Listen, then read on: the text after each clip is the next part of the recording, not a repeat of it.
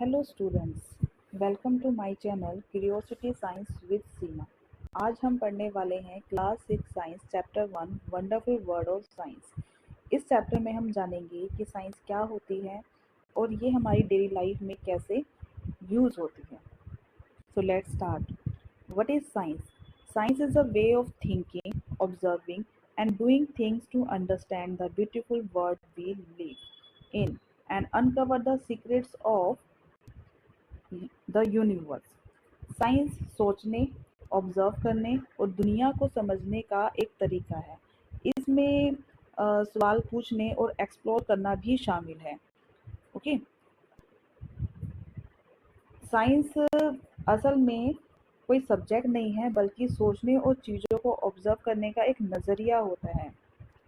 ये एक एडवेंचर है जिसके अंदर हम बहुत सारे क्वेश्चंस पूछते हैं, अपने आसपास की दुनिया को एक्सप्लोर करते हैं, ठीक है, और try to understand how things work, और ये समझने की कोशिश करते हैं कि जितनी भी चीज़ें हैं वो कैसे वर्क करती हैं। The most important thing is to have curiosity. ठीक है, जो सबसे इम्पॉर्टेंट चीज़ होती है वो होती है क्यूरियोसिटी, मतलब किसी भी चीज़ को जानने की जिज्ञासा। ओके, ठीक है, जब तक आपको किसी भी चीज़ को जानने की उत्सुकता ही नहीं होगी, जिज्ञासा ही नहीं होगी, तब तक आप किसी भी चीज़ को एक्सप्लोर नहीं कर पाएंगे। फिर है साइंस इज एवरीवेयर। जैसे कि हमें पता है कि जो साइंस है हर जगह है। From tiny grains of sand to the massive glaciers, there is always something exciting to discover. मिट्टी के एक छोटे से कण से लेकर बड़ी बड़ी जो ग्लेक्सीज हैं, सब में साइंस है।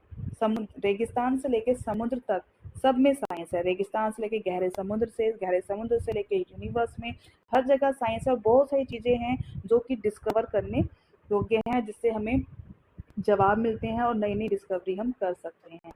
उसके बाद आता है the unending jigsaw puzzle. Science एक जिग्सो पजल की तरह है, जिसमें न्यू डिस्कवरी से हमारी समझ, जैसे जैसे हम नई नई डिस्कवरी करते रहते हैं, वैसे वैसे हमारे सोचने का तरीका ही बदल जाता है। साइंस को आप एक अनएंडिंग जिग्सो पजल की तरह समझ सकते हैं। हर नई डिस्कवरी एक नए पीस की तरह होती है, जिसमें जो कि नए सवाल पैदा करती है, और कभी कभी हमें नए फैक्ट्स भी मिलते हैं। जैसे नए फैक्ट्स मिलते हैं वैसे हमारे अंडरस्टैंडिंग लेवल भी हमारा बदल जाता है, हमारा उस चीज़ को सोचने का तरीका ही, नज़रिया ही बदल जाता है। Okay, the variety of life.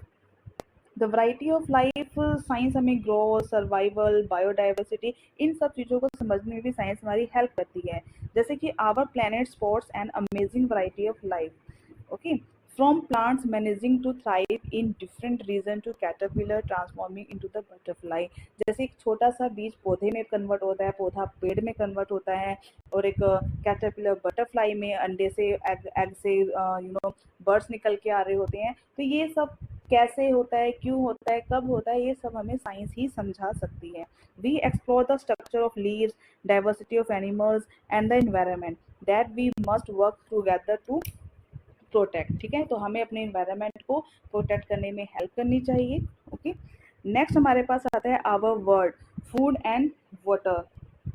Science जैसे कि बारिश कैसे होती है, ये भी हमें साइंस ही बताती है। ठीक है, कोई चमत्कार नहीं होता, बारिश होना कोई चमत्कार नहीं है। बिजली क्यों कड़कती है, आपने देखा होगा, जब बारिश होती है तो लाइटिंग होती है, थंडर होता है, साउंड प्रोड्यूस होती है, वो क्यों होता है, ये सब हमें साइंस ही बताती है। हम खाना खाते हैं, फिर जो भी फूड हम ईट करते हैं, दैट फूड वी ईट, जो भी फूड हम खाते हैं उससे हमें एनर्जी कैसे मिलती है, ये भी एक साइंस ही है। ठीक है, हमारी बॉडी के अंदर जो भी केमिकल रिएक्शंस होती हैं जिससे हमें एनर्जी मिलती है, ये सब क्या साइंस ही है, और ये साइंस ही हमें बताती है कि कोई भी रिएक्शंस कैसे क्रिएट होती है, हमें कैसा खाना खाना चाहिए, कैसा खाना नहीं खाना चाहिए, हम कौन सा फूड खा के हम बीमार हो सकते हैं, ये सब साइंस है।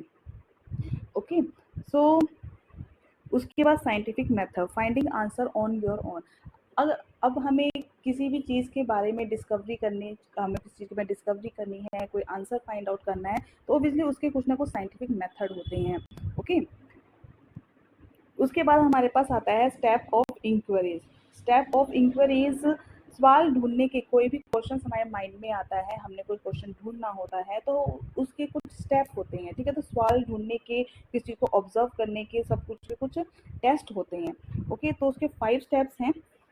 सो आप यहाँ पे ये कह सकते हैं, फर्स्ट आपके पास है ऑब्जर्व, फाइंड समथिंग इंटरेस्टिंग और अननोन। सबसे पहले हम क्या करते हैं, ऑब्जेक्ट्स को ऑब्जर्व करते हैं, कुछ फाइंड समथिंग इंटरेस्टिंग, कोई चीज़ है, इंटरेस्टिंग चीज़ है, उसको जानने के लिए। फिर है question, wonder why and formulate और क्वेश्चन। फिर हम अपने आप से सवाल पूछते हैं कि ऐसा क्यों हुआ। ओके, उसके बाद है गैस। फिर हम क्या करते हैं, गैस करते हैं कि ऐसा इसलिए हो सकता है ये हुआ हो तब ऐसा हो सकता है। Propose a possible answer. Okay, जिसको हम हाइपोथेसिस बोलते हैं। टेस्ट, टू डू एक्सपेरिमेंट और मोर ऑब्जर्वेशन। अब जो भी हम गैस करते हैं तो हम गैस के बेस पे हम ये डिसाइड नहीं कर सकते कि हम सही हैं या गलत हैं। फिर हम क्या करते हैं, एक्सपेरिमेंट करते हैं और ऑब्जर्वेशन, और बहुत सारी ऑब्जर्वेशन निकल के आती है, हम उसे फिर से ऑब्जर्व करते हैं कि सही है या गलत है, क्या रिजल्ट है। Analyse, see if result answer the question. उसके बाद हम देखते हैं कि आंसर सही है या गलत है, या उससे कुछ हमें नुकसान तो नहीं हुआ, समथिंग एल्स। ओके, उसके बाद हमारे पास आता है अ सिंपल केस। हम छोटा सा केस लेते हैं। Imagine your pen stop writing. मान लेते हैं कि आप लिख रहे हैं, लिख लेते हैं, आपका पेन क्या हो जाता है, रुक जाता है। बहुत ही सिंपल सा है, अभी आप लिख रहे हैं, ठीक है, और मान लीजिए आपका पेन रुक गया है। You apply the scientific method. आप क्या करेंगे, साइंटिफिक मेथड अप्लाई करेंगे। सबसे पहले आपके दिमाग में क्वेश्चन आएगा, व्हाई डिड इट स्टॉप, रुक क्यों गया भाई। Guess, ink finish. फिर आप थोड़ा सोचते हैं, हो सकता है भाई गैस करते हैं कि इसका इंक खत्म हो गया होगा।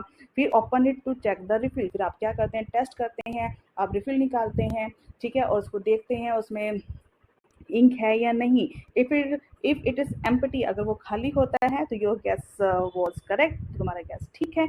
अगर आपका वो खाली नहीं है, हो सकता है उनमें कुछ और प्रॉब्लम हो गई हो, तो you make a new gas. तो आप नया नया तरीका ढूंढते हो सकता है उसकी नींव गलत, उसका जो पॉइंट होता है, हो सकता है कि वो पॉइंट खराब हो गया हो, या इसकी इंक समथिंग कुछ फ्रीज हो गई हो। Okay, and every one is scientist. अब ये मत सोचिए कि हम ही साइंटिस्ट है, एवरी वन, हर पर्सन अपने आप में एक साइंटिस्ट ही होता है, ठीक है। We apply the scientific method knowing और अननोइंग एवरी डे।